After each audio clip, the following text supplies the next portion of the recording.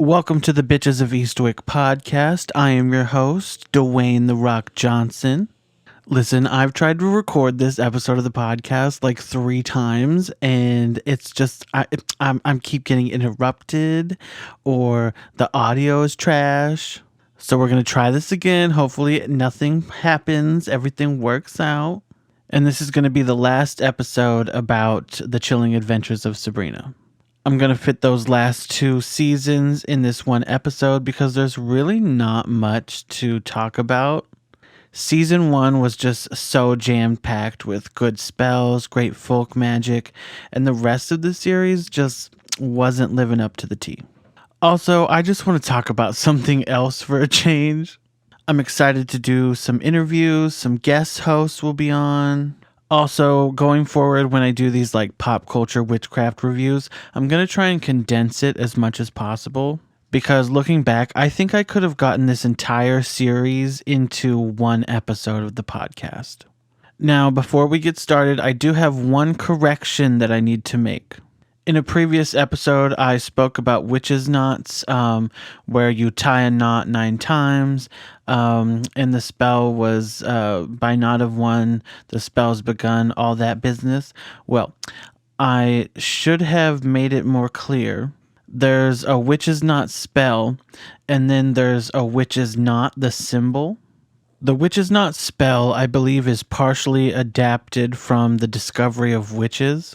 And the witch's knot symbol is a symbol of protection. It kind of looks like a cross and a star. But I just wanted to clear that up in case anyone was confused, because the spell and the symbol are 2 different things. Okay, on to the review. The Chilling Adventures of Sabrina, Part 3 or Season 3. Okay, first spell, Sabrina's in the mines. She's trying to find Nick or Harvey or one of them. And she's got this little fireball, and it's like leading her to them.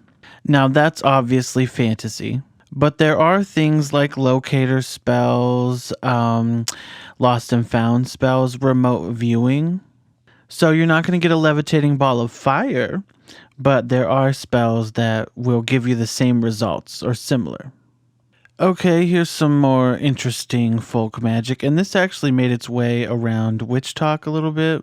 In this scene, Sabrina and the gang are traveling to hell, and they douse themselves in corpse water. In the show, they call it ghastly water, and then they wear dead man's shoes to go unseen in hell.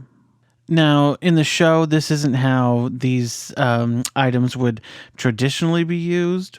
For the dead man's shoes, I think any item from the dead would be good to use in spirit communication. But if you don't know what corpse water is, it is the water that you use to wash dead bodies.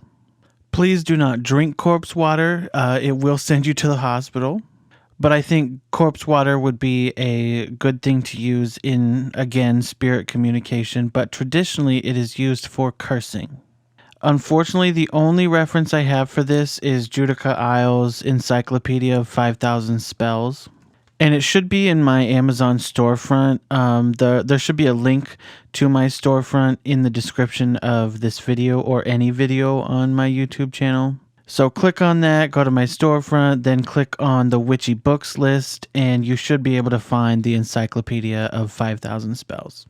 But it gives 4 examples as to how corpse water was used in witchcraft in the past. Mixing it into a man's food will stop him from sleeping with your significant other. It will stop an abusive man from beating their significant other if they wash their hands with it. It's used as an anti-love potion. And it also says feed to a grieving woman and she will stop weeping over a deceased friend. I'm sorry, but that is fucked up. Not all old spells are good spells. Some of them are even trash. But anyways, that's a little info on the corpse water, the more you know. Okay, in this next scene, Sabrina and Nick are writing on their hand in marker, and it sends the message to the other person's hand. I really like this spell. It's very inspiring. It just wouldn't work like that. So what I would do is light a candle, write the person's name and the message on a bay leaf and burn it. And that would be like sending them a psychic message and in the hopes that they would pick up on it emotionally or mentally. Or you could just send a text. FaceTime, girl, I don't know. Oh, but I love this next spell. Okay, Sabrina and her family are in the forest and they're trying to make it rain on everyone. They're trying to get the pagans to like leave them alone. And the goal is to make it rain. I really like this. I like how it's done. The spell itself is sky above, come undone, shower rain on everyone. And they're standing in a circle, hands are joined. So you have the cooperative magic. I really like this. I would do it a little bit differently, maybe incorporate some movement, but it's a good spell. I like it. All right, now we have the infamous cord cutting spell, which has already been adapted to modern witchcraft. I've seen so many cord cutting spells on Witch Talk. I love it. It's witchcraft. It's workable. I really like the way that modern witches have changed it up with the herbs, the multiple candles. I really like that. So yeah, it's a solid spell for sure. And if you don't know what a cord cutting spell is, it's basically a way to sever the connection between you and another person, or you and, maybe a bad habit as well. It's usually a couple of chime or taper candles at two ends of a fire safe plate, and they've got some hemp twine binding the two, and the string burns and melts the candles. I will say that I've heard a lot of fear mongering about the cord cutting spell. People say that it's harmful, it's dangerous, it can hurt you or the other person. It's not dangerous, girl. Okay, in this next spell, the coven is basically siphoning the energy from the cheerleaders at Baxter High. Now, it wouldn't be done like this at all, how it's portrayed in the show, but the results, this is completely possible, and it does happen. Energy vampires do it all the time. But I have a potato curse that should be in my YouTube compilation somewhere. If not, it's on TikTok or Instagram. And that potato curse, it kind of gives you similar results. But it is the act of taking someone's energy, taking their power away from them. Okay, and the last spell for season 3, and then we're going to move on to season 4, is the clear your mind, clear your heart, let these painful thoughts depart. She used it on Harvey before, and she just now used it on Miss Wardwell. I think that spell would be really good, not as a cure, but as a remedy for things like anxiety and depression. I think it could be very helpful. I'm going to try it. Okay, so now that we've got through season 3, we are moving on to season 4. This last season is pretty much all about the Eldritch Terrors, so I don't expect to find much, but I do want to throw this out there. A lot of people think that the Eldritch Terrors are real mythology, so I'm terribly sorry to burst anyone's bubble, but Cthulhu, the Necronomicon, the Eldritch Terrors, or the Eldritch Gods, or Eldritch Horrors, they are all works of fiction from H.P. Lovecraft. So it's not real mythology. Some of H.P. Lovecraft's work was inspired by real mythology. So for like the Eldritch Gods, the Eldritch Terrors, I believe that they are loosely based on some of the Greek and Roman gods. Chaos or the Void, which would be the last Eldritch Terror that you see in The Chilling Adventures of Sabrina. Nyx, Tartarus, Kronos. And then the Necronomicon, I believe, is somewhat based off of Goetia, King Solomon, as well as King James's book of demonology. And I did mention this on TikTok as well. Now, a few people did stitch my video talking about a guy known as the Mad Arab. First of all, racist name. But they were trying to tell me that it wasn't H.P. Lovecraft that wrote the Necronomicon, it was the Arab guy.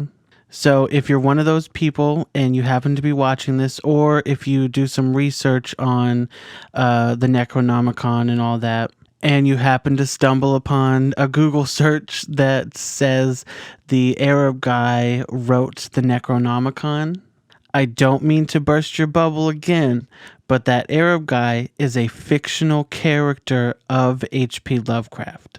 So it's not real. It is fictional. And I'm just stating these facts because I'm reviewing the show for accurate witchcraft and folk magic. And this just happens to be a big part of that last season. So yeah, it's not real. Sorry to burst your bubble. So in this next scene, it's not a spell, but they are paying respects and honoring Hecate. And I just want to mention that they depict Hecate really well without going too deep into detail. They're giving offerings, they're lighting candles, and I think they did a really good job. I think this show's been shit on a lot by some witches for the deities, the spells, all that, but I think they did a really good job.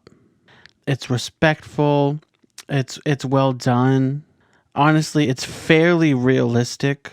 So props for that. So I'm knee deep into this last season and there's not much going on, not much to work with here, but Harvey is drawing. He's having prophetic dreams and drawing what he's seeing. This is a type of divination known as automatic writing or automatic drawing. So points for that. Usually you enter into a slight trance state and you just start writing or drawing and it reveals whatever you are trying to find out, whatever the question was. Okay, in this next scene, they are exorcising the incubus demon out of Dr. Cerberus, and that's pretty funny. But an incubus demon is a sex demon. So, I mean, they got that right. Girl. Okay, listen. So I had recorded this podcast multiple times, right? And I lost the audio. If you've made it this far through the podcast episode, thank you for watching. I know it's going to be a short one, the shortest so far, I believe. I had to stop recording a billion times, lost the audio, then went on vacation to the Redwoods. And then I had to keep restarting and rewatching that last season of The Chilling Adventures of Sabrina. Girl, I've finished the whole thing, right? Done the full review. And all this time, there was nothing to talk about in that last season. And I mean nothing to talk about. It's just the Eldritch Terrors covered it. And that was pretty much it. So that's the end of that. No more Chilling Adventures of Sabrina. That being said, I found the two witches responsible for the witchcraft in the Chilling Adventures of Sabrina.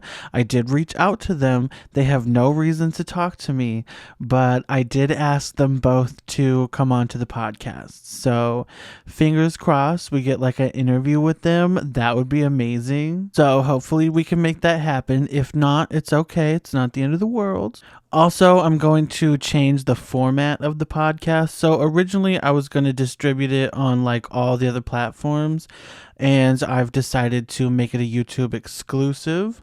So I'm just going to like show up on camera and do the podcast. So it's a video instead of like this blank screen with the logo. 'Cause that's boring and I don't like it.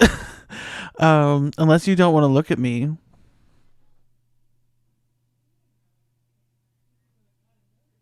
Fine. I'll go. Fine. Bye. So yeah, I'd rather have a video than like this blank screen to stare at with some audio. It's kind of boring. But that's the end of the podcast. Stay tuned for the next one.